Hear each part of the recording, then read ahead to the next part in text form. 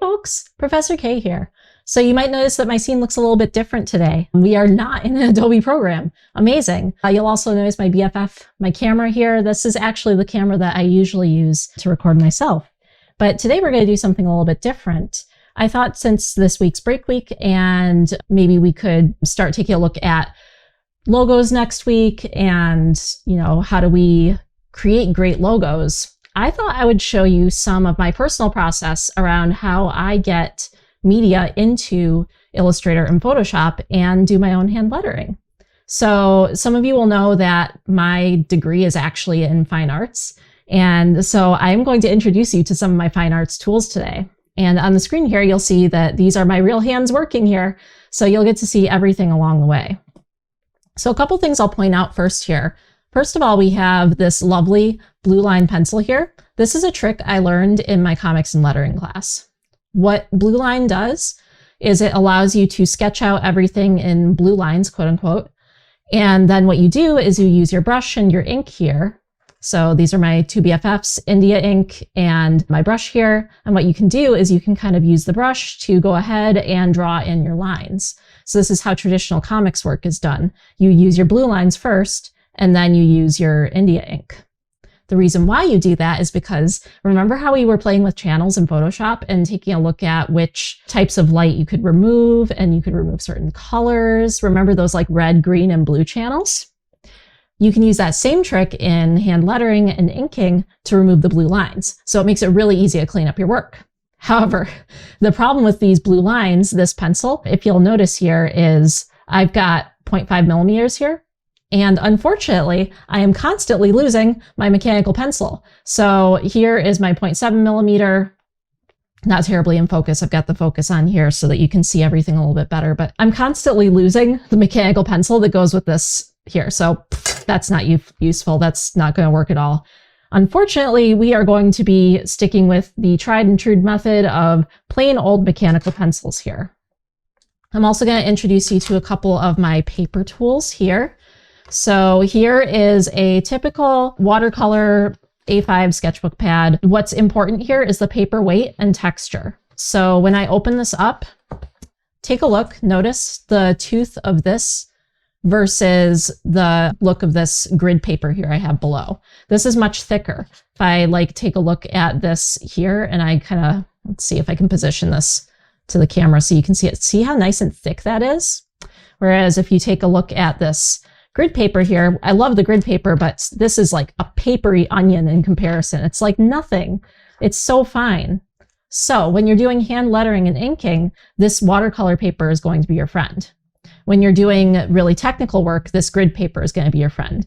And notice even the grid paper has the blue lines. So these will be really easy to come out when we're ready to have a finalized logo.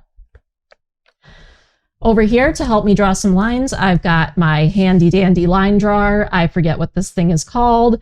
It's a triangle. I've got a bigger one over here, just in case I need it. They help me draw straight lines. So those are really handy.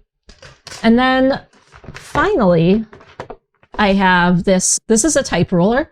So they made me get this in design school. It even has see the 1 point, half point, 4.6 point. These are all matching to what you see in Adobe Illustrator. So believe it or not, these things exist and you can use them. Down over here, you can see the type ruler has both inches and what's this? This is a leading gauge. You can actually go and put this up against type and measure the leading. So you can put your printed thing, which I have no printed things around me because I'm a web designer and I don't do this anymore. But if I were a print designer still, this is what I would use for my leading gauge, and I would be able to see how far the leading is in between. Now notice some of the marks get really big down here. They're pretty cool. Whoops, you can't see my hands anymore.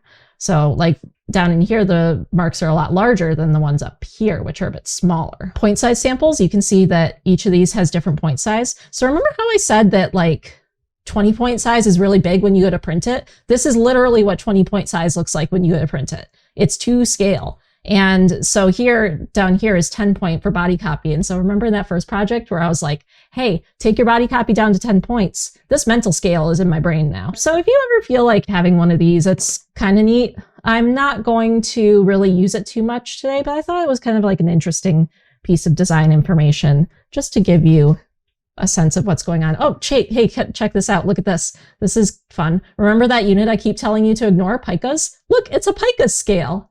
Do I know what picas are? Oh, whoops. Who knows? Not really. Oh, you know what? Maybe we'll just leave it like that because you'll be able to see a little bit better. Let me just adjust this. This isn't a mess at all. Okay, let's see. Can you see my hand? Perfect. All right, so realistically speaking, what am I going to be using here? Pencil, brush, maybe, we'll see. And my India ink to the right here and a Sharpie. I love Sharpies. They are fabulous and fantastic.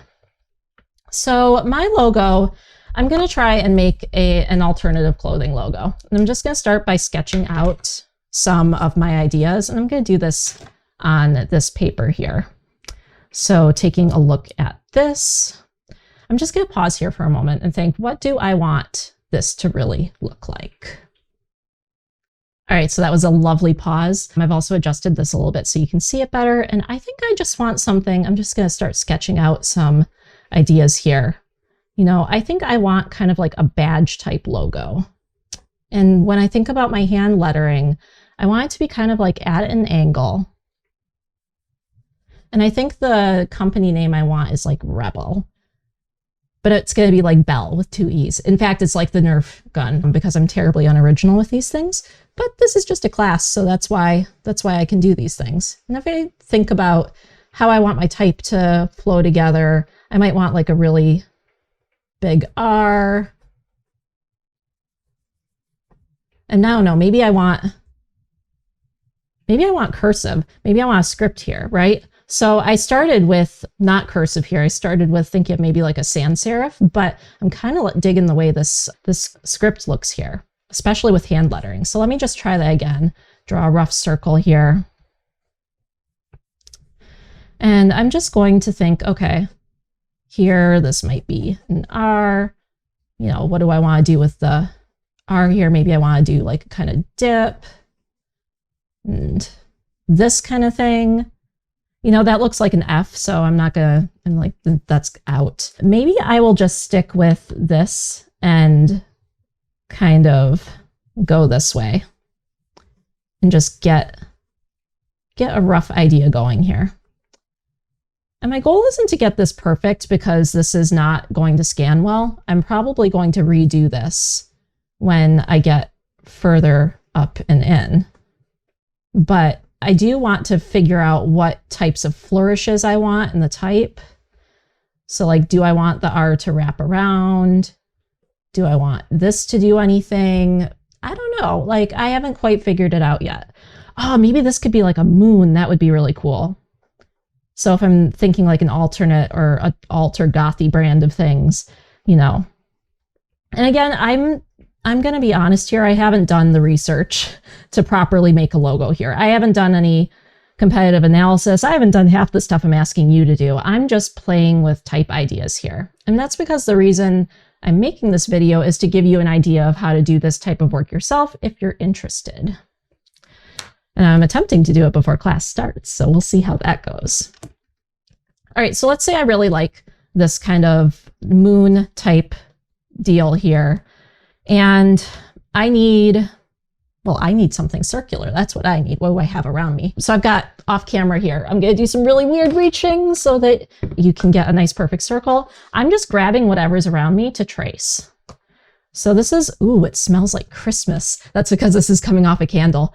It's really easy to just grab something and trace around it. And then you can have a real perfect circle and you don't need a compass or anything. You don't need any of that nonsense. Look at this beautiful circle we have. Perfect. It doesn't need to smell like Christmas anymore as much as I like that. We'll just leave that be. And again, our goal here is to get to this kind of like rebel typeface here.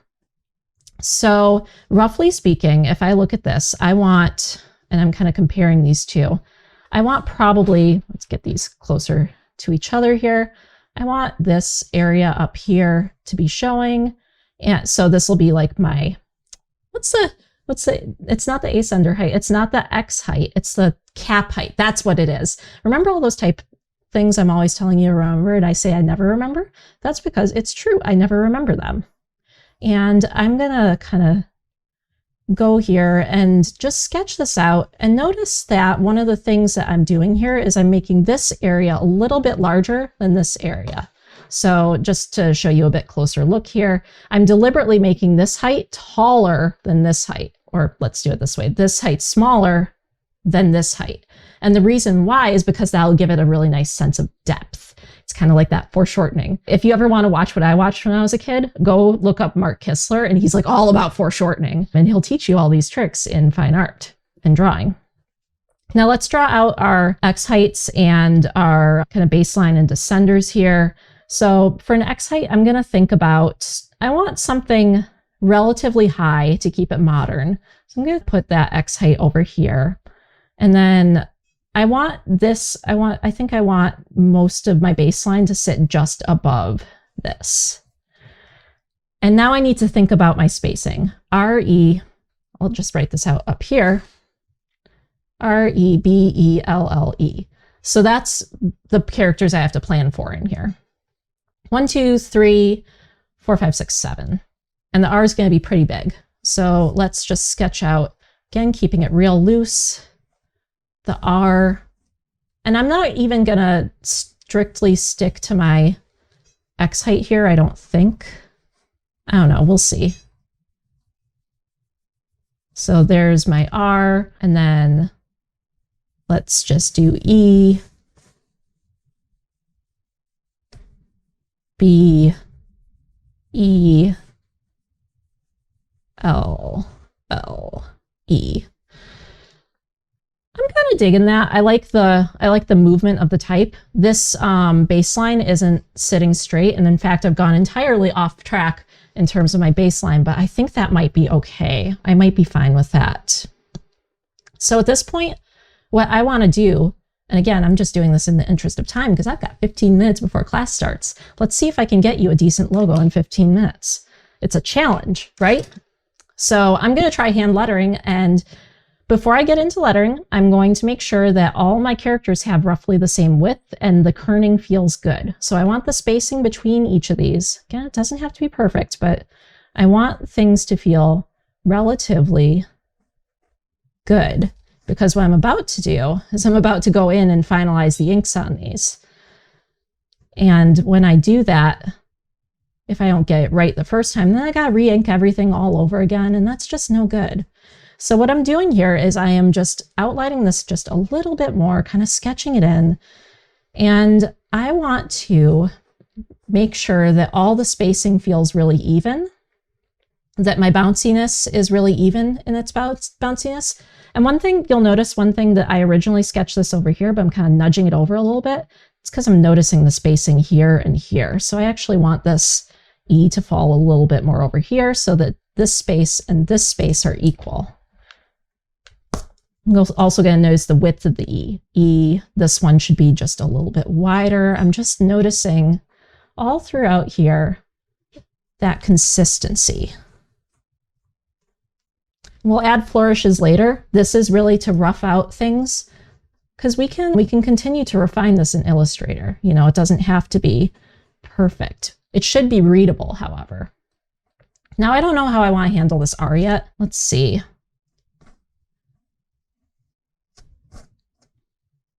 Maybe like this sort of thing.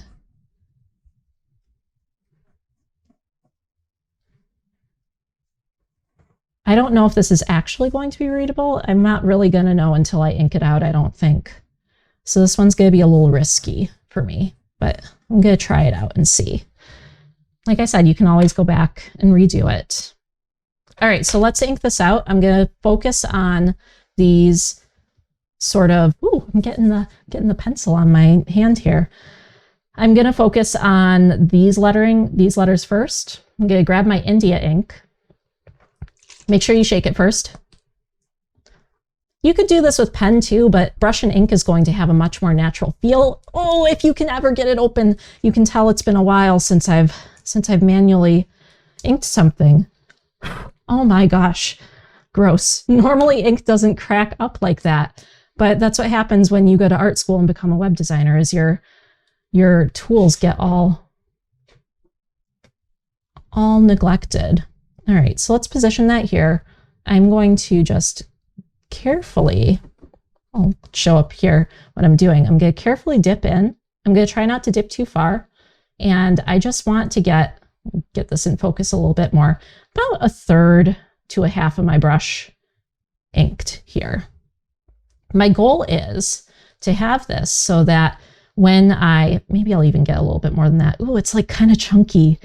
Oh, don't become a web designer if you want to do this professionally. This has got most of the brush now wet with the ink. And as I was saying, my goal is to have this set up so that when just to demonstrate on a different page here, so that when I kind of go light, I get a thin mark, and when I go heavy, I get a thick mark. That's the idea with inking, and that's why it's going to feel really natural with brush lettering if you vary the pressure. So let's practice varying the pressure here, pressing hard, and then bringing it up a little softer.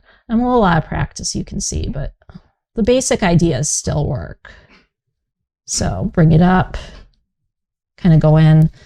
We'll see how well I can get this. I have some detail pieces that I can do too, but let's see if I can get this with brush lettering because that's what I want to try first. All right, so again, you're going to stay relatively loose with this. And here I'm just going to go and kind of go like this. Generally in typography, you want your outside pieces to have a little bit more prominence than your inside pieces. So the outside of the E should get a heavier mark. Let's do that heavier than the inside. And a professional brush letterer would do this much more smoothly than I am, but that's okay. I'm not a professional. I'm just your teacher. And I'm just playing the role of teacher here to show you all the cool things that you can do, even with traditional tools, to really create unique looking lettering and logos. Oh, let's look at that nice sort of thick stroke there. I'm trying to keep these two relatively even. You want to keep those relatively even.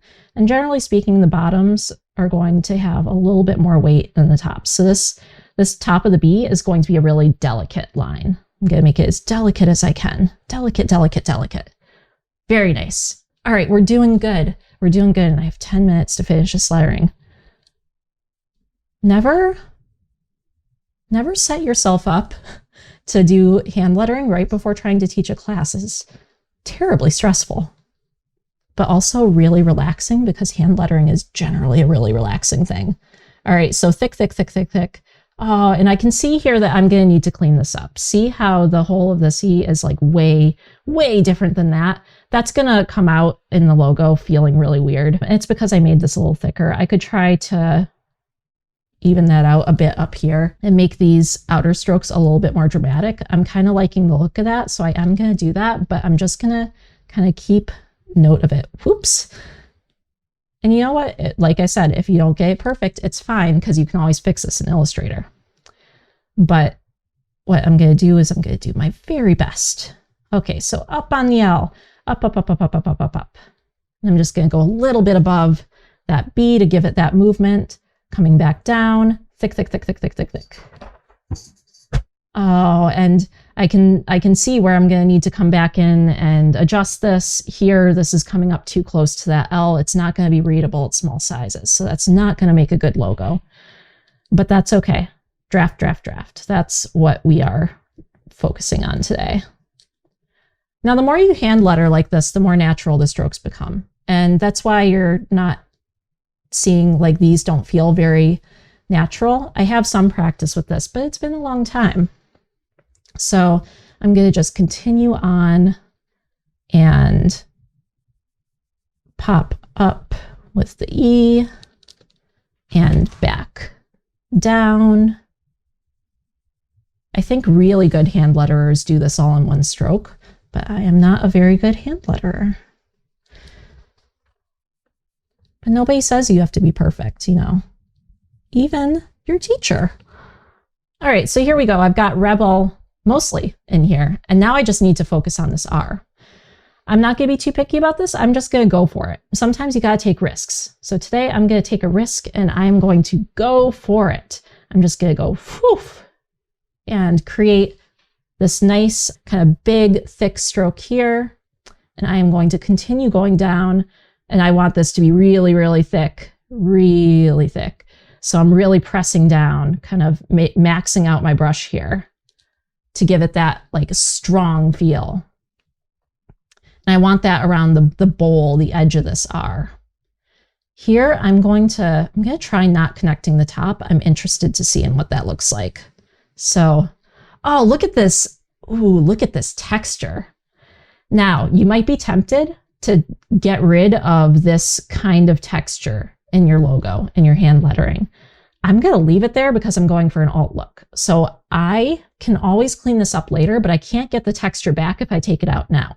I'm not going to go over that. I'm not going to make it perfect. I'm going to deliberately leave it there. And then here, we're going to do the same thing. And I don't know if I love that.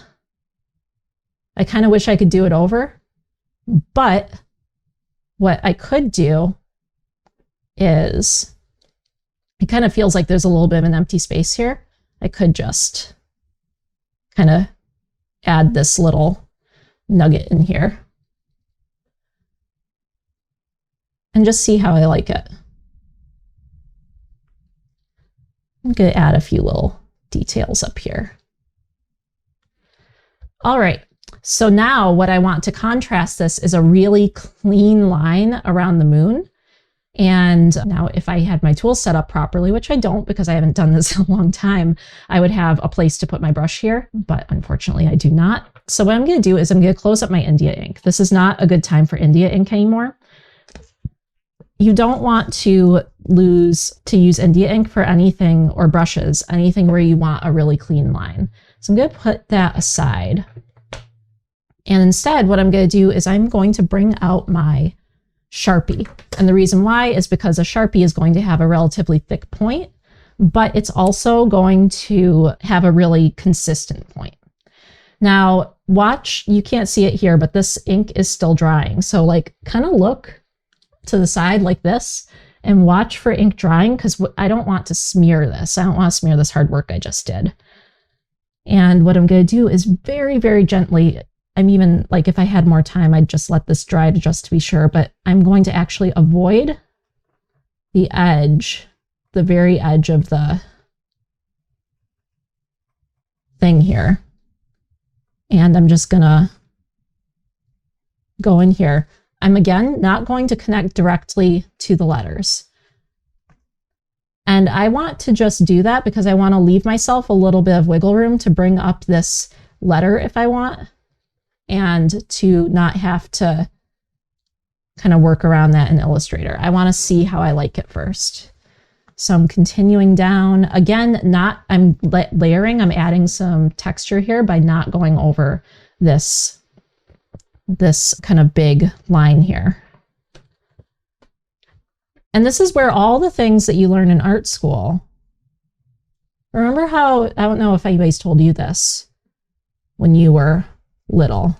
Has anybody ever told you that artists don't make money? I'm here to tell you that that's not true. They definitely do. And the skill sets that you learn in fine arts are actually pretty applicable to graphic design and your day job as well. Now, one thing I'm doing here is I'm making this bottom of the moon a little bit thicker. So I'm going to let the R of the rebel kind of, I might put in a little bit of moon here, but I'm going to let that do the hard work of kind of closing up the moon. But what I am going to do is I'm going to make a thicker line down here, because that will imply a shadow without actually having to create a shadow in Illustrator. You want to use line work. Use inspiration from comics to help you determine these kinds of decisions in your logos. Using some of those pieces of inspiration from comics are going to allow you to create depth and kind of interest in your logos without having to rely on drop shadows or some of the things that you don't really want to do in a good logo. Now, to finish this off, I'm just going to add a couple of little minor details using just a standard pen.